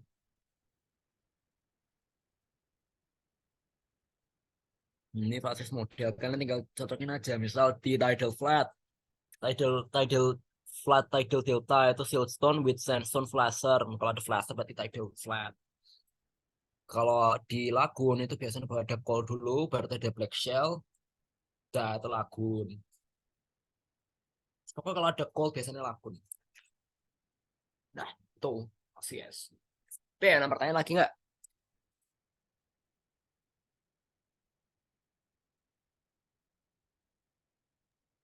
Mas, izin tanya Mas. Hmm, Kemarin tuh di apa fosil bentiknya itu beberapa nemunya fosil-fosil bentik yang di daerah Batial atas gitu Mas. Terus kalau korelasi ke spesiesnya yang harusnya ada di Shallow Marine gimana Mas? kamu salah identifikasi. Ada tuh batial situ. Fosil apa aja yang mau temuin? Kayak aku nemuin Batisipon gitu Mas. Terus kelompok lain tuh kayak nemuin Cibisides dan lain-lain itu tapi kalau pas dicari tampalannya itu di daerah Batial atas gitu Mas. Batu sifon. Batu sifon Iya. jangan dipakai loh. Batu sifon tuh rancu soalnya karena dia kayak bentukannya rod shape itu kan bisa aja dia mineral. Agak rancu sebenarnya batu sifon. Kenapa kenapa Mas berarti nggak boleh dipakai kalau yang batisipon? Ya, kecuali kalau batu sifon biasanya kalau aku ngerjain kayak punya teman-teman itu kalau misalnya aku nemu batu sifon biasanya aku abaikan. Karena dia Soalnya tuh bentuknya kayak kadang gini. nggak nemu bentik yang lain Mas, cuman nemu batisipon tok. Oh, kalau nggak ada pentik lain ya, ya wes nggak apa-apa pindah. Kan dia kecuali batu sifonmu tuh kayak gini, it's okay. Batu sifon yang kalian temuin pas buat tujuh kan bentuknya kan kayak mineral toh. Ngono kayak gini Tapi nggak apa-apa itu batu sifon. tapi yang tak temuin lumayan panjang gitu Mas. Yang kayak yang pertama tadi. Jangan ngerap Minella. Rabdo apa ya? Wah, saya awal lali jenenge.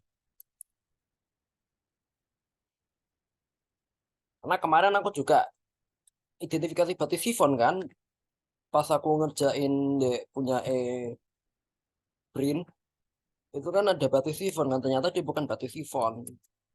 Makanya aku bingung loh, kok dia kedalaman shallow marine kok malah ada batu sifon nyempil dan banyak. Ternyata dia bukan batu sifon. Saya,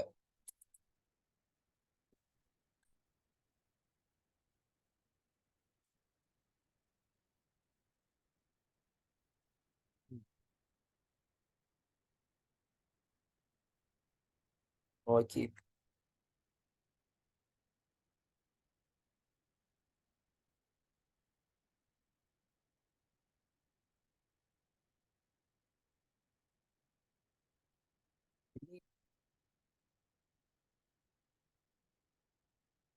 Kayak gitu.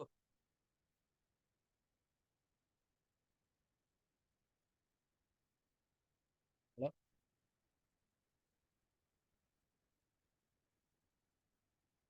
Nah, bentuk kayak gini, dia itu di lingkungan laut yang dangkal loh.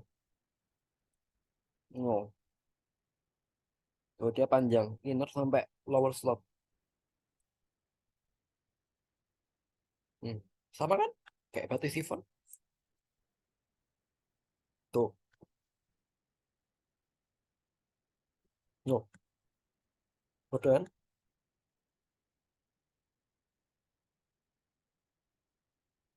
Tuh, hati-hati kalau misal tuh berarti atas atau apa itu kadang. Makanya biasanya batu sifon aku abaikan. Karena biasanya ganggu interpretasi. Ada pertanyaan lagi nggak?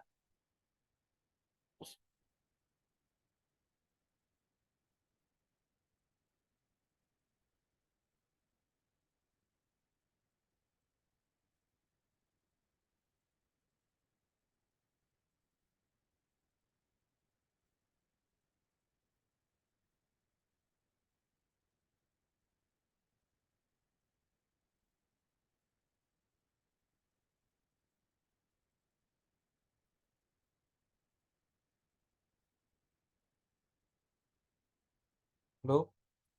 Oke, nggak bisa.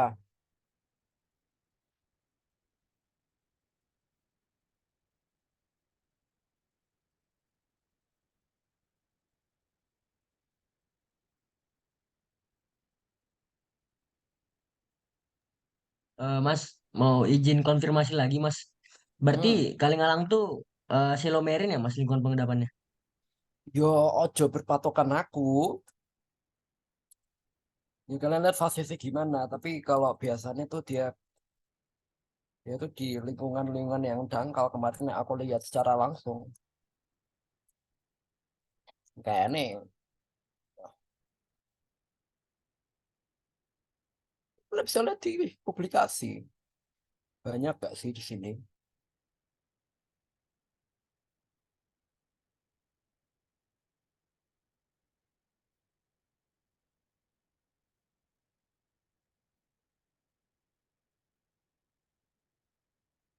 Tapi ini udah masuk ke ada yang di daerah dalam juga. Tapi kemarin tuh katanya Pak Endro tuh katanya ya di lingkungan laut yang dangkal.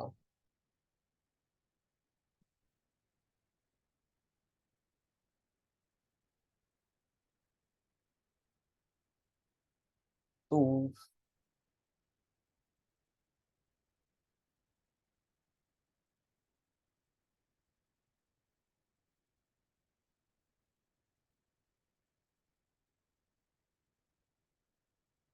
ya, bertanya lagi nggak?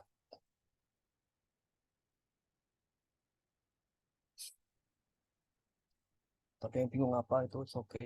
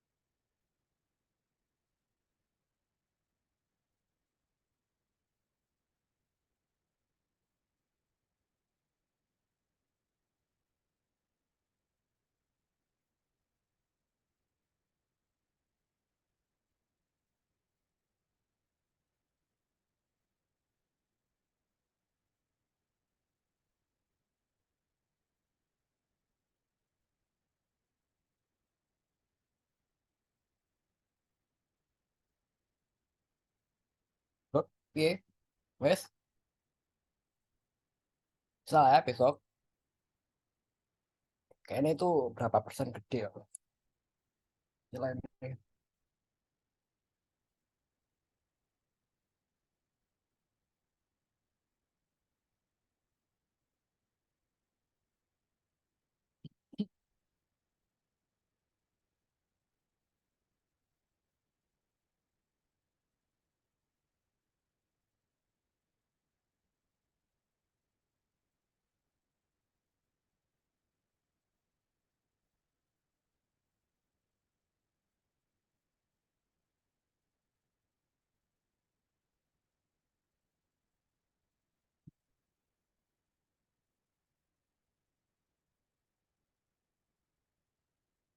Wes.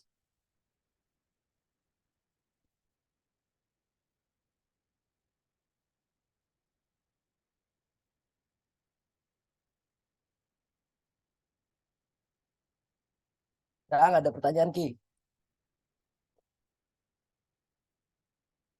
Coba tidak bisa lah ya besok. Untuk spesies macam-macam ya nanti pakai mikrotax lah. Oh iya ini. Cara pakai hampir lupa. Cara kalian identifikasi bentik.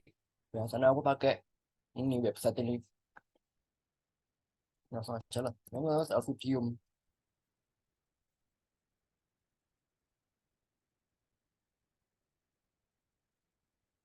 Nah, kalian ngapalin family ini lah. Kalau kalian nemu kayak apa Cibididas. C, C, C, C.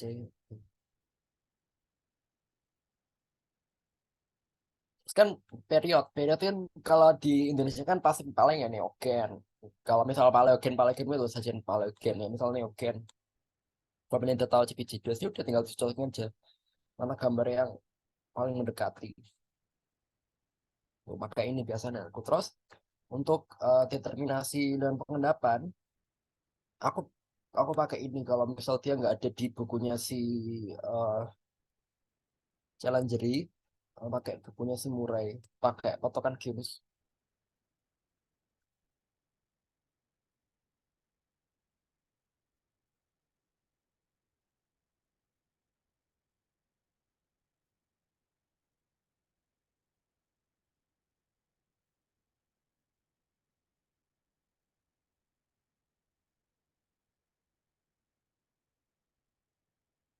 Nah, pakai ini. Langsung aja, misal genusnya dia heterolopa berarti dia masuk ke shell sampai batial dan semuanya itu untuk genus. Kalau misal apa misalnya sih untuk spesies itu nggak ada di buku Challenger, aku pakai buku Murray untuk yang genusnya itu apa. Tung. Oke, ada pertanyaan nggak?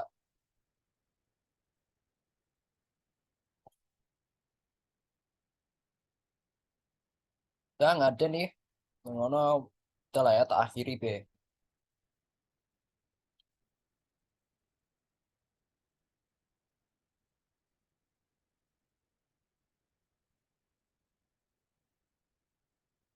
Loh, Aman sih Mas. ah, wes. Oke, harus bisa ya.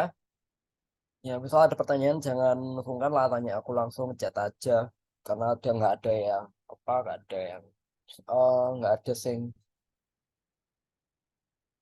kemarin apa KL dan macam-macam ngecet aku kan udah selesai. Jadi ini ya mungkin sedikit fast respon lah. Nanti kalau misalkan ngecet aku tanya aja misal Mas ini spesiesnya apa ini apa, tak kasih tahu dia bedanya apa macam-macam. Terus kalau misalkan kalian bingung spesies itu apa dan mendapat gimana caranya tanya aja nanti chat nanti tak jawab. Oke, lah, masih banyak ya. Oke, makasih Mas. Cliff ya. Yo Mas.